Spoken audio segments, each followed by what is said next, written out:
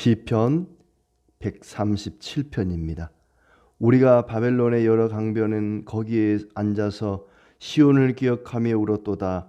그 중에 버드나무에 우리가 우리의 수금을 걸었나니 이는 우리를 사로잡은 자가 거기서 우리에게 노래를 청하며 우리를 황폐하게 한 자가 기쁨을 청하고 자기들을 위하여 시온의 노래 중 하나를 노래하라 하미로다. 우리가 이방 땅에서 어찌 여호와의 노래를 부를까? 예루살렘아, 내가 너를 잊을진데 내 오른손이 그의 제주를 잊을지로다. 내가 예루살렘을 기억하지 아니하거나 내가 가장 즐거워하는 것보다 더 즐거워하지 아니할진데 내 혀가 내 입천장에 붙을지로다. 여호와여, 예루살렘이 멸망하던 날을 기억하시고 에돔 자손을 치소서. 그들의 말이 헐어버리라 헐어버리라 그 기초까지 헐어버리라 하였나이다. 멸망할 딸 바벨론아, 네가 우리에게 행한 대로 내게 갚는 자가 복이 있으리로다. 내 어린 것들을 바위에 메어 치는 자는 복이 있으리로다. 아멘. 네, 반갑습니다. 오늘도 하나님의 은혜와 평강이 충만하기를 진심으로 축복합니다. 137편은 슬픔을 노래하는 애통시입니다. 그 내용만 보더라도 굉장히 우울하고 슬프고 탄식하는 내용이 담겨 있습니다. 유다가 예루살렘이 멸망하고 나서 많은 백성들이 바벨론에 끌려가고 거기서 고통을 당하고 또 괴로움을 당하면서 불렀던 그런 노래입니다. 이스라엘과 우리나라는 닮은 게 굉장히 많습니다. 외세의 침략을 많이 받고 또 나라가 망하기도 하고 우리가 일제 36년을 겪었습니다마는 유다는 70년의 포로 생활을 겪었습니다. 70년을 겪는 동안에 얼마나 많은 고초를 당했는지 괴로움을 당했는지 그 괴로움을 노래하는 한탄하는 그런 시입니다. 하나님의 백성도 잘못하면 하나님께서는 이렇게 징계를 하십니다. 비참한 가운데 내버리시기도 합니다. 그렇기 때문에 우리는 늘 하나님 앞에 우리가 범죄하지 않도록 또 하나님의 말씀에 불순종하지 않도록 늘 깨어 기도하는 성도의 삶이 되어야 되겠습니다. 1절부터 6절까지는 유다 백성들이 당하는 그런 조롱과 어떤 시인의 결심이 나와 있습니다. 그리고 7절부터 9절까지는 그들을 멸망시킨 자들에 대한 저주의 말씀이 나오고 있습니다. 1절을 보시면 바벨론 강변에서 시온을 기억하며 울었도다. 바벨론 강변, 그러니까 이스라엘 백성들 가운데에 포로로 끌려간 사람들, 똑똑하고 유능한 사람들만 끌려갔습니다. 그렇게 끌려간 포로들이 아마 한 곳에 모여서 살았던 것 같아요. 유대인 정착촌이라고 하는데 주로 강변에 살았던 것 같습니다. 그렇게 바벨론의 강변에 모여 살면서 시온을 기억하며 울었도다. 시온을 기억하며 슬프게 통곡했다는 얘기입니다. 나라 잃은 슬픔, 그것은 겪어보지 않은 우리 세대는 잘 이해가 안 될 것 같습니다. 그러나 상상만 해봐도 나라를 잃었다. 전쟁에서 패하고 많은 백성들이 끌려가고 우리의 언어를 잃어버리고 문화를 잃어버리고 또 우리의 신앙도 빼앗겨버리고 그런 상태 얼마나 괴로울까 얼마나 슬플까 생각을 해봅니다. 유대인들 가운데에 이제 시간이 많이 흘러서 세대가 바뀌고 자기들은 한 번도 예루살렘의 유다 땅에 가본 적은 없지만은 바벨론에 끌려온 아버지로부터 할아버지로부터 들었던 이야기들, 예루살렘 고국을 그리워하고 반드시 그곳으로 다시 돌아가야만 한다고 하는 그런 생각, 또 그런 신앙을 지켜가는 자들로서 여전히 노예로 또 포로민으로 또 포로민의 후예로 살아간다는 것 대단히 통곡할 일이고 슬픈 일입니다. 흔히 우리나라 사람들이 일본에 끌려가서 그 조센진이라 그러죠.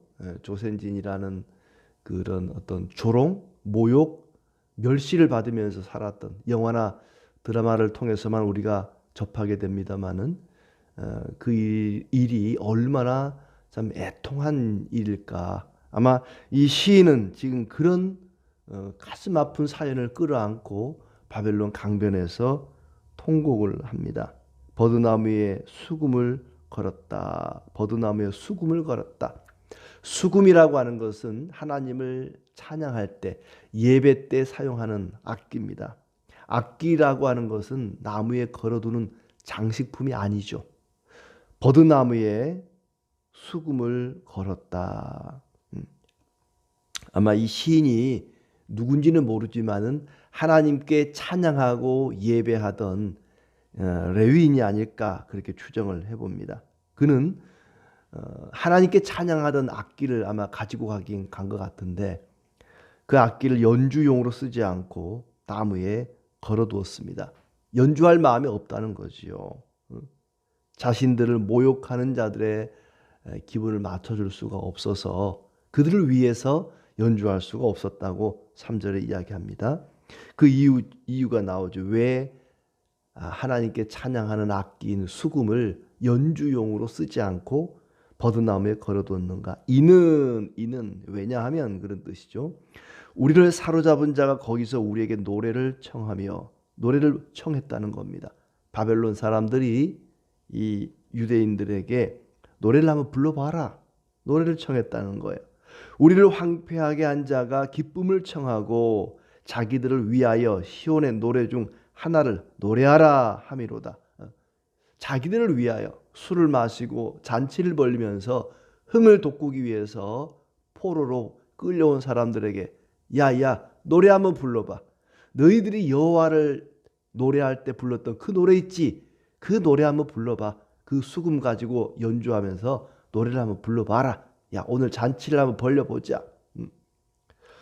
그러니까 그냥 함께 하나님을 찬양하고 예배하기 위해서 수금을 연주해라. 노래를 불러라. 찬양을 하라고 말한 것이 아니라 술을 마시고 흥을 돋구기 위해서 자기들을 위해서 노래를 청했다는 겁니다. 성전에서 부르던 그 노래, 흥을 돋구기 위해서 노래를 한번 불러봐라. 하나님께 찬양하던 그 귀한 노래가 자기들의 흥을 돋구는 조롱거리로 전락하고 만 것입니다. 그러자 이 시인은 나는 못하겠소 하고 악기를 버드나무에 걸어두었다는 겁니다. 나는 그렇게는 못하겠습니다. 하나님께 찬양하던 이 악기로 어찌 여러분의 흥을 돋구는데 쓰겠습니까? 나는 그렇게는 못하겠습니다. 제가 군대에 있을 때요.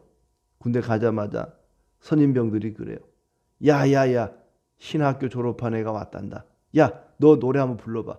너 교회 노래 있지? 그 교회 노래 한번 불러봐. 자기들의 흥을 돋구기 위해서 노래를 불러보라는 거예요. 찬송을 불러보라는 거예요. 도저히 못하겠더라고요.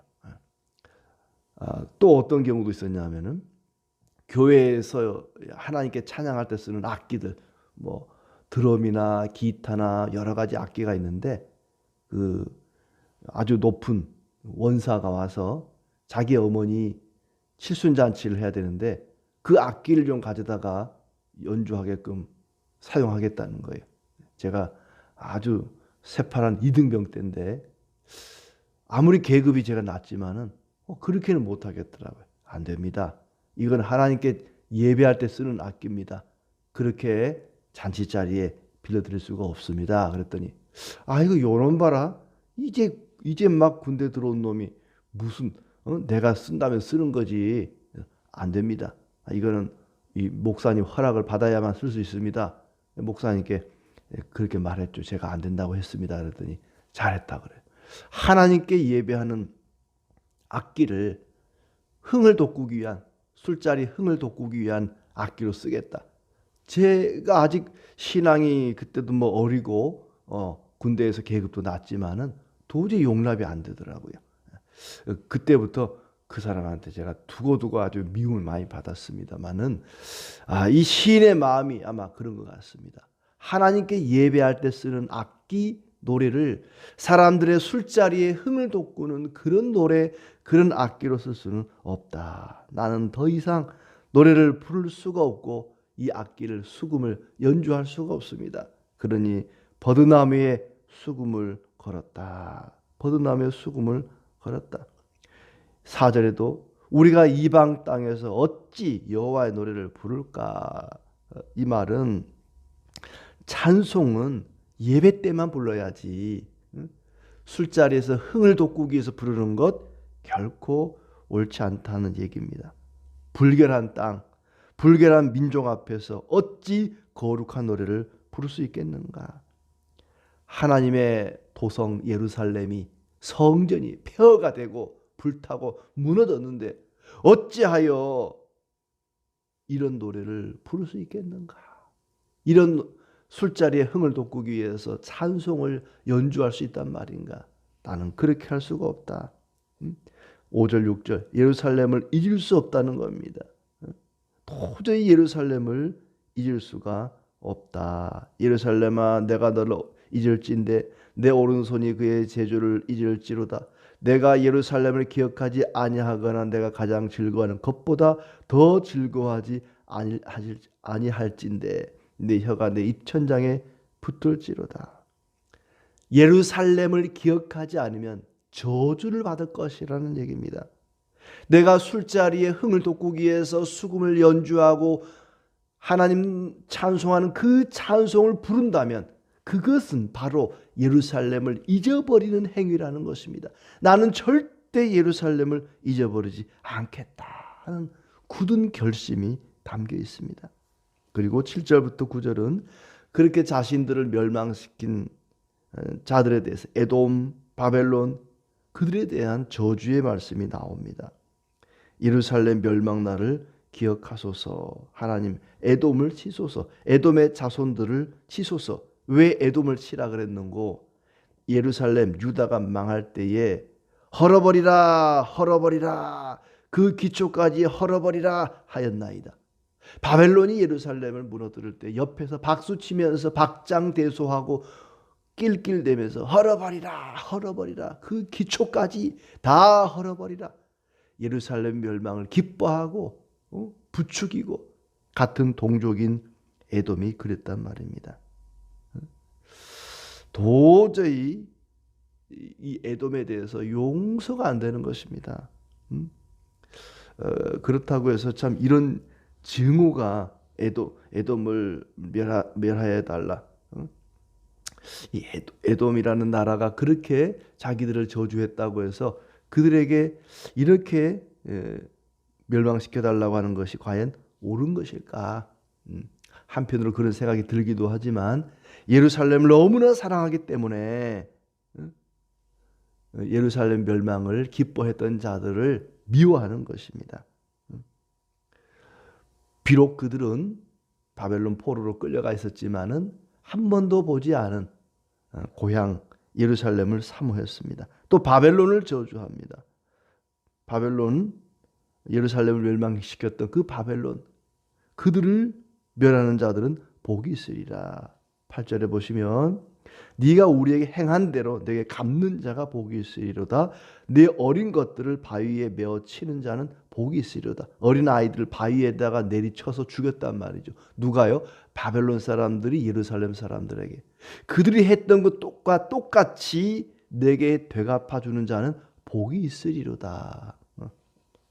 이 바벨론 사람들이 얼마나 그들을 참 괴롭혔는지 그들을 처참하게 죽였는지 알 수가 있습니다. 예루살렘을 너무너무 사랑해서 에돔을 미워하고 바벨론을 미워하고 있습니다. 그들은 바벨론이라고 하는 남의 나라에 그 휘황찬란한 신도시에 살고 있지만은 고향을 그리워하고 사모하고 있습니다. 성전에서 하나님께 드리던 찬송을 술자리에서 안주거리로 만드는 것을 도저히 용납할 수가 없어서 수금을 버드나무에 걸었다.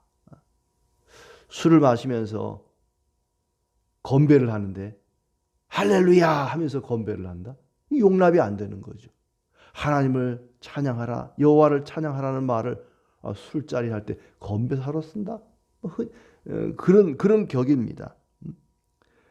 포로로 끌려온 것, 나라를 잃은 것만으로도 슬픈데 하나님을 찬송하던 노래 악기를 술자리 여흥을 돋구는 일에 사용한다. 상처에 소금을 뿌리는 일입니다. 아주 무례한 일입니다. 마치 벨사살 왕이 성전에 그릇을 가지고 빼앗아 와서 그것으로 술을 마시던 것과 같은 일입니다. 도저히 용납할 수가 없었습니다. 만약에 고향 예루살렘을 잊어버렸거나 사랑하지 않았다면 아마 노래를 불러라 할 때 노래 불렀을 것입니다. 술자리에서 술을 마시면서 자, 이제 한번 이 포로들의 유대인들의 노래를 들어보자. 예배 때 불렀던 노래 한번 불러보시오 할 때 같이 수금을 연주하면서 찬송을 불렀을 것입니다. 그러나 이 시인은 너무나 예루살렘을 사랑하기 때문에, 예루살렘을 사모하기 때문에 그 노래를 부를 수가 없었습니다. 예루살렘을 영원히 잊지 않겠다고 다짐을 합니다. 그는 아주 부요하고 편안한 그 바벨론의 삶을, 그곳에 살지만 그곳에 동화되지 않고 나그네의 삶, 그것을 살았습니다. 예루살렘을 너무나 사모했기 때문입니다. 우리는 이 시인이 바벨론에 사는 것처럼 이 세상에 살고 있습니다. 세상에 살지만 세상에 속하지 않는, 바벨론에 살지만 바벨론에 속하지 않고 예루살렘을 사모하는 것처럼 우리는 세상에 살지만 세상에 속하지 않고 하나님의 나라를 사모하며 사랑하며 살아야 될 것입니다. 세상에서 하나님의 백성이라고 하는 정체성을 잃지 말아야 됩니다. 세상에 살지만 세상에 속하지 않는 삶, 그것이 바로 그리스도인의 삶이고 순례자의 삶입니다. 세상 사람들이 볼 때는 미련해 보입니다. 그냥 바벨론 사람들을 위해서 수금을 연주하고 불러보라고 하는 노래를 부르면 그들에게 귀여움을 받고 사랑을 받고 편안하게 안락하게 아주 즐겁게 살 수 있을 텐데 어찌 저렇게 미련한가.